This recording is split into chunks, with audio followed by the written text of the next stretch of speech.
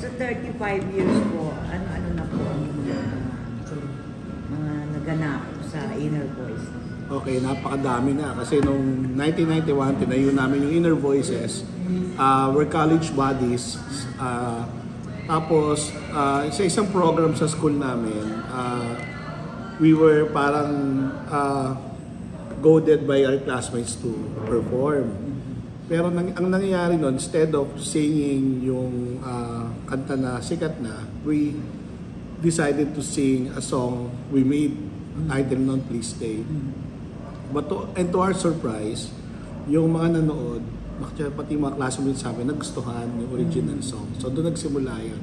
So parang na-entice kami, ay tuloy natin, pwede naman pala na gano'n. So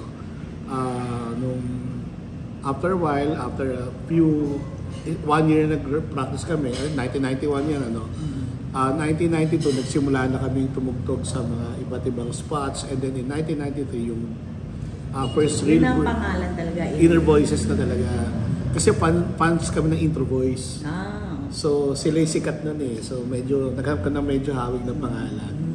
And then, ang first big break talaga namin nung na kinuha kami ng arts venue. Yun yung at the time isa sa pinakamalaking bar sa Metro Manila. And then nagsunod-sunod na yun. And tumutog kami sa iba yung at the time Campo, Top 40, at may mga sikat natin. Chatterbox, and we played it soundstage sa iba't ibang lugar. Until nung late 90s na, like ako, nag-aaral na ako din. Lahat yung mga kasama namin, nag-aaral din. At tumuloy na ako sa law school. So, college yun, college. And then, nung mga late 90s na, nasa law school na ako noon. Doon kami nag-lilo. So, ako umalis and tumuloy sila. And then, nakapunta sila ng Singapore and Japan, yung band. Nagkaroon kayo solo career muna. Yes. And then, yung tinuloy pa naman nila yung banda Without Me, nung mga late 90s until early 2000 hanggang nag-hiatus kami. So nabuo uli kami ng 2014. Noong 2014, nabuo uli yung band with some new members. Nag-release kami ng album under Universal Records. So yung album na yon nag-produce ng isang kanta, title Paano, na nanalo sa Awit Awards noong 2015. Alright. So nung nagtagal kami hanggang mga 2017, nagkaroon nila kami ng bagong singer, and then dagdag yun o may umalis? Umalis eh, kasi yung una napunta ng Singapore, so yung pumalit sa kanya, nag-solo, and then may pumalit ulit, and then nung naglaylo kami ng mga banda ng 2018, tapos nung dumating na yung time ng pandemic, di ba? So nung 2021, nag-reunite kami up, nung medyo nag-ease up na yung ECQ, and then dumating ulit na bagong singer na nakasama namin until this year. So, nakapag-release kami ng mga ilang kanta, yung Isasayaw Kita, Angel, at yung Hari. Nilaunch din namin yun. Noong 2023 yan. So, kung saan nanalo yung song namin na Paano, na Best Revival sa Star Awards for Music. Yung Paano na originally kinanta ni Gary Valenciano. And then, meron kaming original song na Isasayaw Kita, which was composed by Angelo Miguel, dati naming singer, na nanalo naman ng Best Inspirational Song nung Awit Awards noong 2024. Okay, so ngayon, nagbabalik kami with new materials and with new vocalist in Toya, si Patrick Marcelino. Kasama na natin ngayon. May bagong vocalista. Yes, so nag-release kami ng so far, meron kaming 7 kanta na nai-release. Yes, Meant to Be, Galaw, Tubig, Hangin, Apoy, Lupa, at Idlip. And then nag-release kami ng bagong kanta na ang title ay Sayaw sa Ilalim ng Buwan, Handa Na, at saka yung Saksi ang Mga Tala. So, we intend to release 2 more songs in the coming... So, pwede na yan isang album? Actually, isang album na siya. Inisa-isa lang namin yung release. So, i-compile namin siya into one album, and we also intend to release a Christmas song in time for the season. Attorney, may balak na rin physical album yung Hindi na kasi uso yung physical album eh. Pero why not? For, di ba, for nostalgia, bakit hindi? Tama, yung vinyl, pwede namin gawin yun. Everything is possible naman. naman. Yung LP na tinatawag, yun ba yun? Yung marami? Hindi, iba yun? Oo, yung extended play na yata. Yung parang ganun. Yun na yata ang term ngayon, nasa digital extended play. Yung lahat naging single. Yung mga songs niyo po tinatawag yung art songs, no? Kasi more on, bakit ba art songs ang pagka-describe niyo? Actually, yung mga unang kanta namin, yung nirelease namin kanta, yung mga Isasayaw Kita Hari, yun yung mga art songs. But this time, we're going back to our roots. Kasi ang Inner Voice basically a pop band, a pop rock band. So, balik kami doon sa kanta ngayon. So, mapapansin nyo yung mga bagong release namin, yung pitong yun, medyo pop siya, na may konting mellow rock. Yun talaga music namin. Si Patrick Marcelino nga po. Hello po, magandang hapon po sa inyo lahat. Patrick Marcelino. Yes. Okay. Bali, ilan pong original na ngayon sa Invo? Ako na lang natitira unang-una and then may second batch dyan, si Rene Texel, gitarista namin, who joined us in 1996. Sumunod dyan yung drummer namin si Jojo, who joined us in 2002. And then yung bassist namin si Alvin, who joined us in 2012. Okay, so ang pinakabago ngayon si Patrick. So sa original members, kayo na lang? Ako na lang talaga. Nag-iisa na lang. But you know, yung drummer namin si Ruben Dex, so andyan pa rin naman siya eh. He's just semi-retired, so original yun. Nakasama pa rin namin yun kasi siya yung nag-engineer ng mga kanta namin eh. Siya yung nagmi-mix, siya yung nag-a-arrange. So andyan pa naman siya, very much involved. So sino nagse-select ng mga bagong members? Kayo na rin? Actually, it's more of a parang group decision. Although si Patrick ni-recruit ko, pero bago ko siya ni-recruit, tinanong ko muna lahat. So basically, parang botohan na rin namin yun. Tapos si Patrick, may 1 year na ba? O ilang months pa lang? Wala pa po. Halos on my 3 buwan pa lang po. But knowing them, Inner Voices, medyo matagal na rin po, like mag-3 years ko na din po silang kilala. And yung buong Inner Voices, but the rest of the members, halos magkakilala na po kami like more than a decade na din. Pero ikaw ba yung youngest member o hindi? I think so. Yes. But I'm already turning 42 na this year. So, kumusta yung samahan yung bilang youngest na alam mo na? Hindi man halata kasi lahat kami isip bata. Hindi, lagi naman po talaga kami masaya eh. Totoo yun, isip bata kami lahat. Compare, I guess, sa mga ibang band na nasamahan ko, I'm not naman po degrading them, but meron po talaga, I started when I was so young, so lagi may issue, yung mga ganon, but when I joined them, because siguro through experience na din, mga pinagdaanan na namin nung mga younger days as we started in the band, wala na po talaga kaming ganon eh. Kapag may mga konting issue, malit na tampuhan, hindi na po namin pinapakita yun, as in like parang the next day parang wala na nangyari, parang ganon lang po na talaga. Yeah, kaya I guess talagang we're stronger than before po. Paano natatanggap pag pinagsasabihan ka? Bumabawi. Ilang beses na din po. Ilang beses na.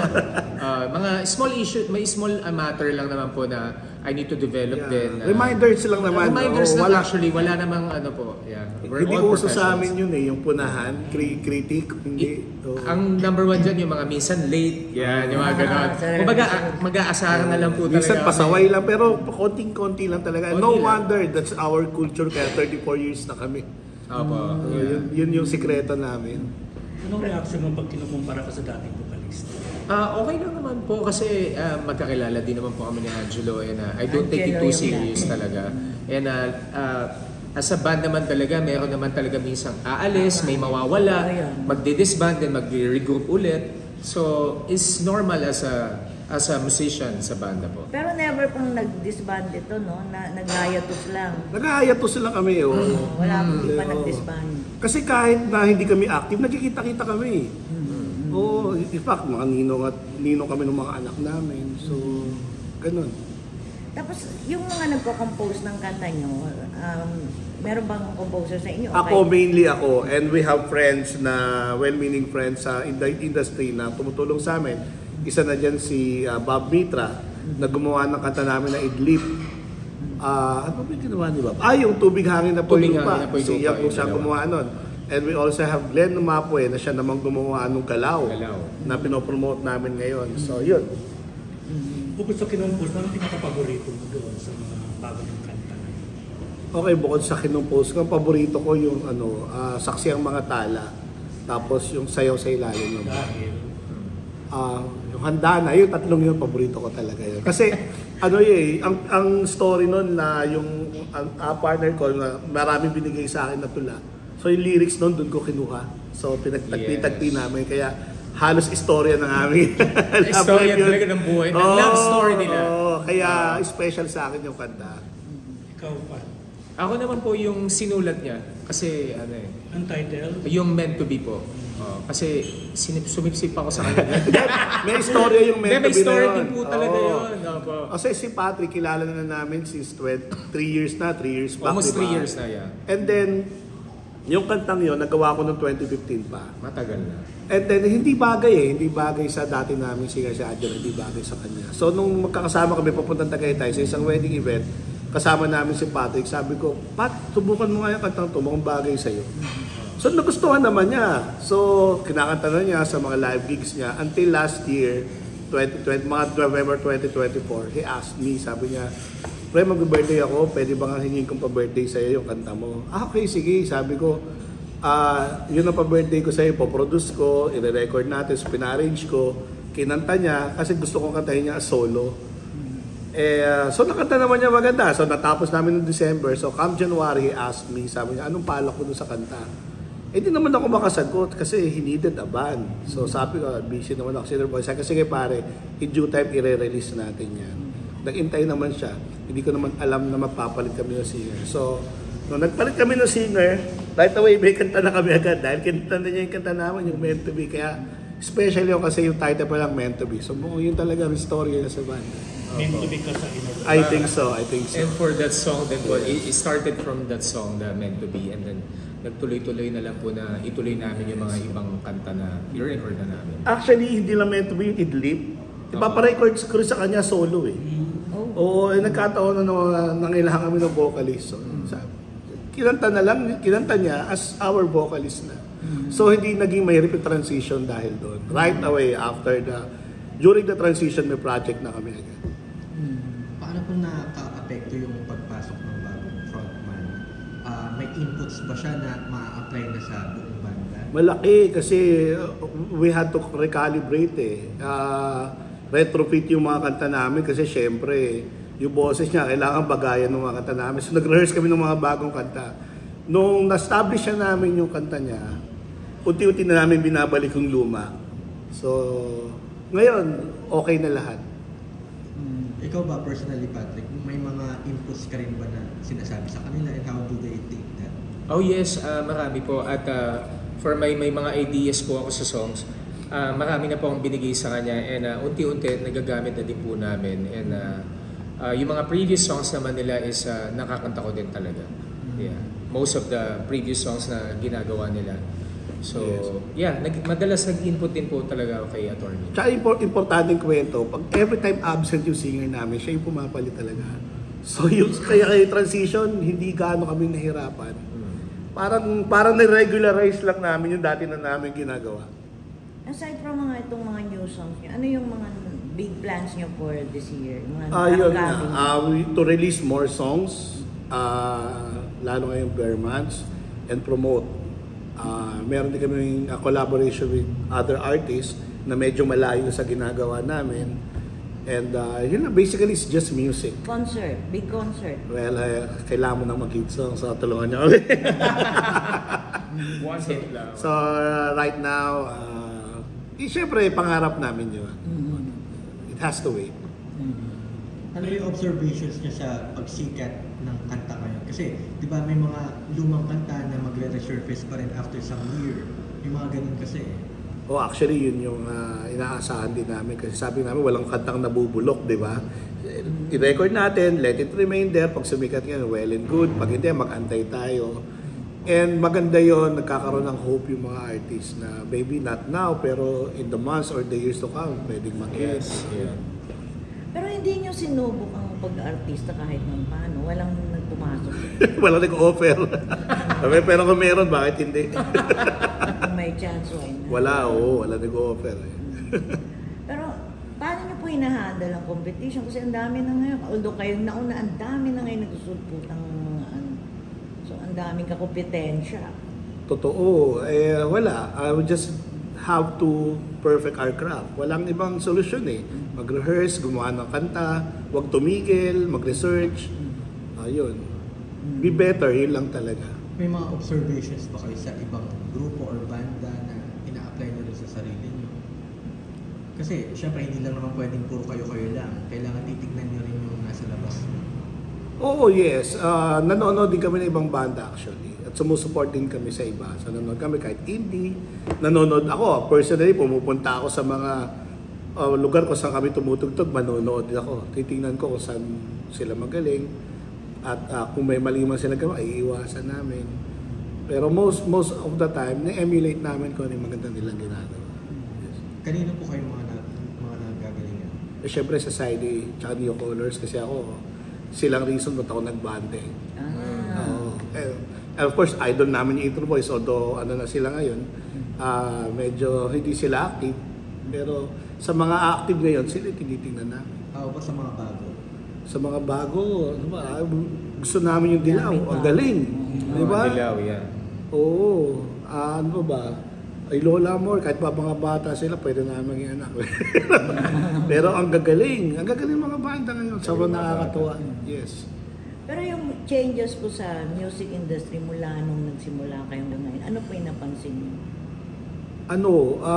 Self-empowerment ng mga artists. Kasi before, artists needed to rely sa mga recording companies. Ngayon? Ngayon hindi, pwede ka na eh. Diretso upload mo sa social media and everything. Mas madali ba yun? Okay, may madali dahil meron kang chance. Pero mahirap dahil dumami rin kalaban. Unlike before, pag swerte kang na-discover, ay konti lang kayo na-discover. So ngayon, meron kang means, pero ang dami mo rin kalaban kasi lahat sila may means and easy means. So, yun. Yeah, correct. I'm Pero sure. isang kayo tumutugtog. Okay. Regular gigs po every Thursday and Saturday sa Hard Rock Makati. Friday naman po sa Molito Alabang and then Sa Bar 9 yun. sa Bar 9 and then nitong July we have some special show sa Tunnel Bar this coming July 16 sa Parcal, malapit po sa Macapagal area. And then July 22 sa Noctos Bar sa Quezon City and July 30th sa Aromata. Bago lang din po yung Noctos Bar and daming artists lang po silang fini-feature doon. Yeah. So, wala po na doon sa Paranaque. Right now, ngayong buwan na to, hindi mo na. Isa pang tanong, attorney, bakit ka tumutugtog pa yung yaman-yaman? Hindi naman ako mayamang-mayaman. I just love music. Okay, syempre, with my profession as attorney, nakaipon naman ako and established na din naman ako sa age ko. Pero I love music eh. Walang ibang dahilan. In fact, mas maraming times ay iniisip ko yan kaysa sa regular. Well, kasi naman may yung trabaho naman, ano na yan, systematic na yan. Papasok ko na 8, uwi ka ng 5. Meron kang assignment, meron kang i-resolve. Dynamic din naman, pero iba yung music. Kaya siguro, yung soul ko tsaka yung heart talaga nandun. Inspiration. I love my job though. Talagang pasalamat ako doon. Yes. At nagpapasalamat na lang ako na I have my regular job and I have music on the side. Not just music, but I can say naman na worth it. So ano pong tawag sa inyo sa singing lawyer? Hindi ako kumakanta eh. So, pero Musician. sa office they don't see me as a musician eh. Wala. Yung boses, sample ka na eh. Pero bakit di kayo kumakanta, attorney? Ba't di kayo kumakanta? Ang galing kasi ng singer namin, hindi ko And then, kailangan kumanta. Alam niyo po, ang nangyari dyan yun, yung first time kami nag-launch sa 19 is, bilisan ko lang po, wala silang kaalam-alam. Because I love engaging with the crowd eh. And it just happened na one Gary B song, yung Di Bale na lang. On the spot na, tinanong ko lang yung crowd, gusto niyo ba makinig kumanta si attorney? Ano yun, nag-trend yun hanggang sa page, like parang tinatanong na siya, gusto niya kumanta ulit, baka parang pakantayin daw ulit. He nailed it. And then, nitong second launching namin sa 19 East ulit, recently lang, ayun, kinanta niya ng buo yung may isang kanta na ng Apo Hiding Society. Kumakanta naman. Kumakanta naman. Well, pag nakantsawan. Pag nakantsawan. So, yun. Yun. Yun lang. So, for more details siguro, I invite everyone na manood sa amin sa Hard Rock bukas. And of course, follow us sa Facebook, sa Inner Voices, sa aming YouTube channel, sa TikTok, sa Instagram, meron kami dyan. And we have songs sa Spotify, YouTube Music, Apple Music, and digital platforms. Andyan po yung mga original songs namin. So, sana po masundan nyo kami. And watch us live. Like tomorrow. Music video na po. Yes! Oo. Ay, oo nga, music video. Meron na. Actually, nag-teaser na kami sa Facebook page namin ng music videos. po ba dito? Ha? May damtim si... Wala muna. Bromance muna kami, bromance. Daddy! Sino producer ng mga songs niyo? Kayo na mismo? Ako na mismo. Hindi na kailangan yung record label. Well, malaking tulong naman sila. Oo, pero kasi kaya na rin naman eh. Sabi ko kanina, empowered na yung mga artists. Thank you. Okay, Thank you. Thank you very much po. Wala. Maraming salamat.